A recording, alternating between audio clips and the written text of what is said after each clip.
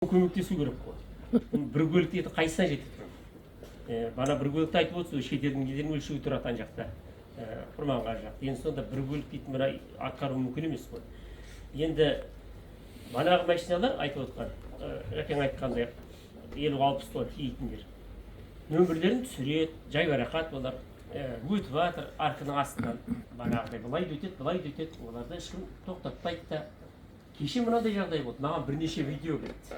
Ауылдың азаматтардан топтар бар, банағы жазып жібереді. Енді біздер халық пен билік ортасын жалғастырушы, қоғамдық кеңес болғасын, халықтың айтқан ұсынысын жоғарыға жеткізушіміз ғой енді. Бірнеше видеолар келді.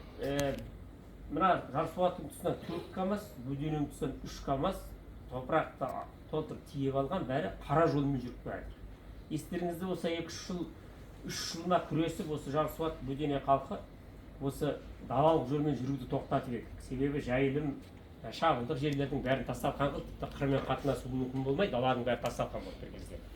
Сонымен бұл шектеу қойылып тоқталып, әйтеуір осы басшылар бәрі жабылып, осы жерде бірнеше жиналыстар болды, митингтер өтті.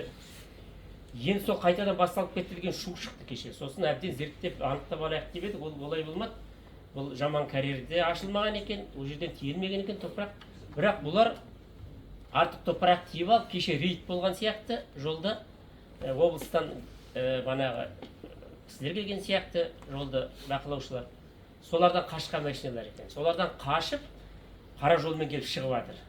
Енді ауыр тиіп алмаса, салмағы нормамен жүрсе, олар қашпайды ғой ана жерден.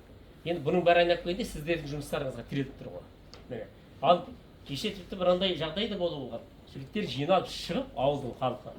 Бұлар әбден бізді басында біз тоқтатамыз бәрін, бәрін шақырамыз дейді. Сосын тағы тоқтап айттық, тұра тұрыңдар, біз анықтап алайық. Енді бұндай нәрселер осылай жалғасатын болса, тоқтамастан өтіп кешеге жалтыратып салып кеткен жолды ойып кетіп жатқан көретін болса, халықтың арасында осындай көтеріліс болады деп ойлаймын, шу шығады. Машиналарға дербесі қосып тұрған жастар бірдеңе зиян келтіруі мүмкін.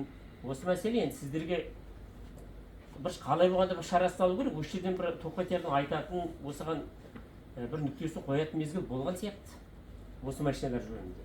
Ал сіздерге көлік керек болатын болса енді қайтеміз. Былтырғыда айтайық, тағы да халық атынан арыз жасайық министрлікке онда.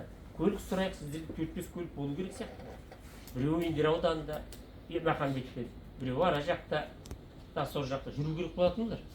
Енді тексерілмейтін болса, сіз айтып отқан ештеңе емес, сіз неше дедіңіз? Махамбет ауданына түскен 14 дедіңіз бе? Біздер егер халық түсіріп алып салатын болса, заң бұзушылықтарды, ол білмеймін, күніне шығатын сияқты ондай сипырлар. Күніне жүздеген шипыр шығатын сияқты.